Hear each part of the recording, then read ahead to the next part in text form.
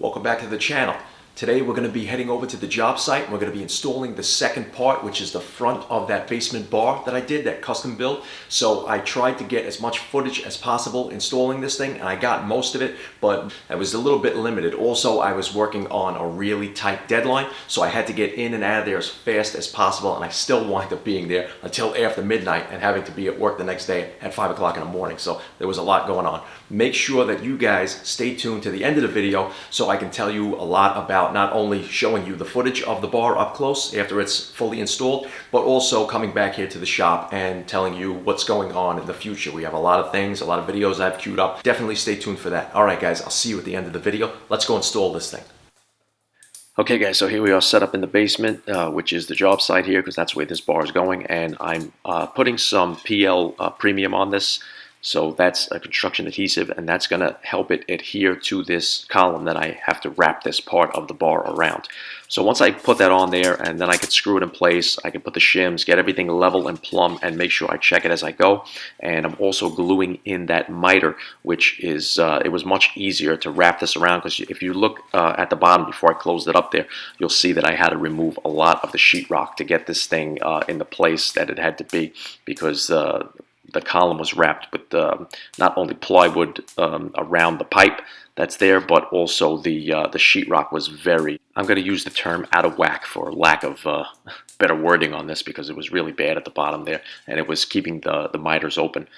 So you can see that my son's not with me today. My wife is actually helping me, and I needed all the help I can get here. Two hands is not going to do it on this job. A lot of the stuff was heavy and really needed to be held in place while everything was being affixed.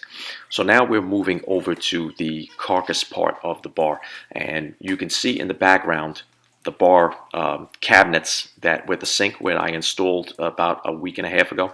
So that was the back part of the bar. The front part of the bar here I made exactly the same, and I was on such a tight deadline that I really didn't get to film it. So the end here that I'm screwing into that side ledge, this part is open for a future air compressor and keg system.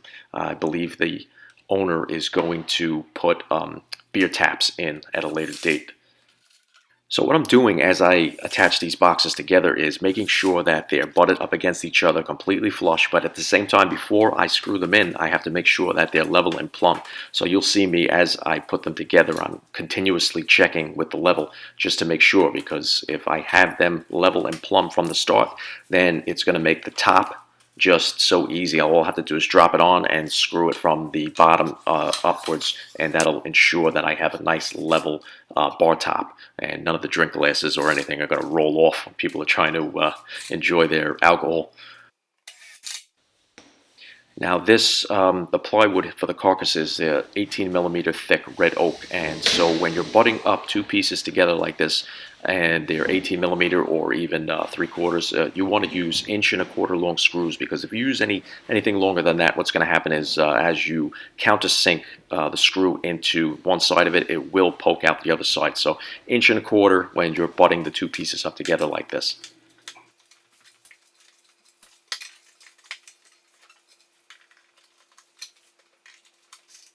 Now, just like the cabinets at the back of the bar, I made an end panel that matches the front and also the doors and drawers. So I'm on the MFT right now with the track saw, trimming it to size, and now I'm going to flush it up to the front of the cabinets. And the reason I'm flushing it up to the front is just because if there's any variation and it's a little bit bigger than the side carcass, when I install the baseboard, I can wrap it around that corner perfectly and it won't get in the way. Now, if I was to flush it up to the back and there was a slight variation, then you would see a gap in the baseboard at the front.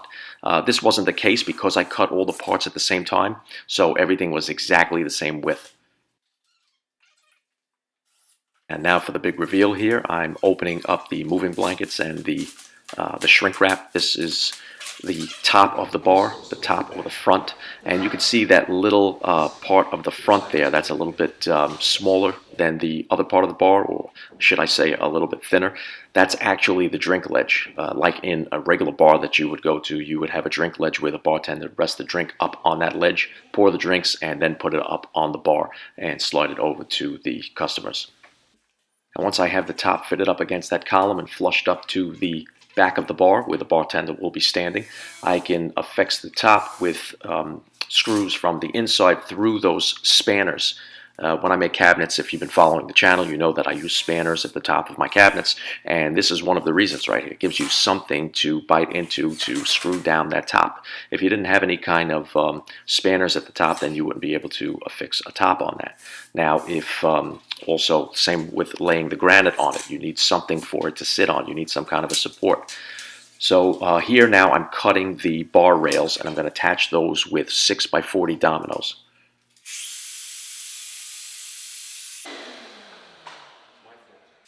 So the reason for the blue tape on the bar rail is I put this on the bar top also. What I did was I mocked it up in place with clamps. I put blue tape across it and made the pencil marks where my alignment is going to be for the dominoes on both pieces, so that number one, I wouldn't be writing on the finished product of the bar top, but at the same time this is also semi-transparent black. You can't even see the pencil marks, so that aided me in putting the lines on and lining everything up, and you'll see in the end it's a completely perfect fit. Once I have glue on both sides of the bar rail and the bar top, or in this case the side ledge, I have the dominoes glued in. I'm going to attach those and then just nail them off, keep them in place, and then we come back and fill the holes later and touch everything up with a little bit of the stain or use a black wax filler stick.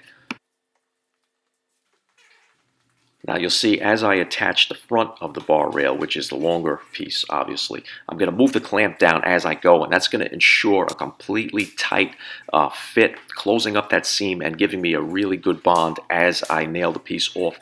I want to make sure that it's completely installed in place where I want it before I send that nail home to hold it there as a clamp. So I'm just going to loosen the clamp up, move it down, nail it off, move it down about 6 inches, nail it off, and go on to the end. And here I'm wrapping the top of the column to cover up that seam right there and dress it up a little bit on top of the bar.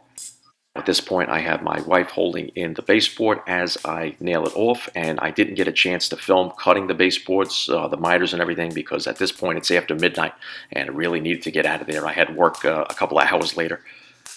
She saved me a ton of time while she touched up the corners as I was nailing off the baseboard. And now we're wrapping everything up. The bar is completely installed, so let's do a little walk around here. So you can see how I have that ledge mitered around the column, the panel. It matches the front and the side that's wrapped around there. We have a nice baseboard returns. Now this top, I really wish I had time to film the making of that top.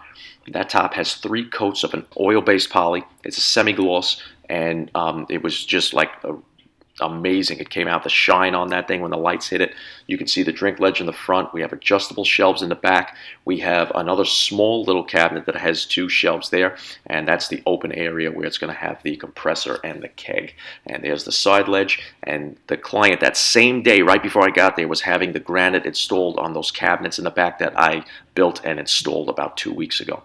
So here's a quick back out of the area. That's the little doorway. You can walk right in right there. And the client was very happy, and I was happy that they were happy, so I think it turned out great. And now here's a couple of photos from top to bottom of it completely installed. Shot from the front, shot from the back side, and one more from the back of the cabinets. All right, let's head back to the shop for a second. Okay guys, so that was a really intricate build, and I wish I could have filmed the making of that whole front of the bar, but I put some little bits and pieces on Instagram. I put a couple of shorts on YouTube for you guys to see, but I was on such a tight deadline. In case you're wondering what the deadline was, I basically had 10 days to finish that whole front and get it installed before Christmas Eve. Today I'm filming this, it's Christmas Day. I got it done on the Thursday night before Christmas Eve, which was on the Saturday. So I only had 1 day left to do it in case, and the reason I did that 1 day in between is in case I didn't finish that night, then I would have to go back on the Friday and do all the finishing touches and everything. So that Saturday it was ready for the client's company and everything that he's gonna have in that basement. And everything worked out just down to the wire. I wound up getting home 1 o'clock in the morning, and it was a nightmare. The next day had to be at work at 5 o'clock in the morning. I was hurt. Let's just say I'm not as young as I used to be. So, all right. So here's some cool things about what's going on in the shop. You can see behind me here. During this whole process, I was in the middle of taking down this wall. I'm going to take down that other side also eventually behind the lolly column. That'll give me some more room too. But you can see I have the MFTs set up in a different way than I normally do, because now I have more room in there. So that's going to enable larger crosscuts. I'll go into that in further detail coming in future videos. underneath, you could probably see a rolling dust cart right there with the shop vac and a dust stopper all on one thing. That now follows me around the shop as I'm working. I did a video on that. That's queued up on an SD card, waiting to be edited and put, as well as this one was. And so I have a bunch of other videos, the making of the doors for the bar, those doors that have the simple groove running around them. Those are solid plywood doors, edge banded, they have the groove. I have the making of that. That's queued up and ready to go. And I just got to get it edited and upload it to YouTube. And it's just because of that deadline that I had building that bar, made it a little difficult. So now that that's done and behind me, the pressure's off. I have a lot more work to do there. We have a movie theater area coming. That's going to be some exposed beams, some lowered crown molding for lighting above that. But there's going to be some intricate stuff in the doorways and framing, and also some framing around the bar where the client has the TV. So I got a lot more work to do there, and then I have more work in the future. So definitely stay tuned. Make sure you hit that subscribe button. Make sure you give the video a thumbs up if you like what you see, and I hope you guys got something out of it. When I put these videos out there, it's with the intentions of helping you to be a better carpenter and woodworker and give you some of my insights. And sometimes it's a fresh look on different things. Now, I always look to other professionals to see if they're doing something different that could enhance the way I do the work and make it more efficient and economical from my standpoint, because it's always good to get a different viewpoint of someone else who's in the field, because they're going to put a spin on something that you might not have thought of, and it's going to make you better at what you do.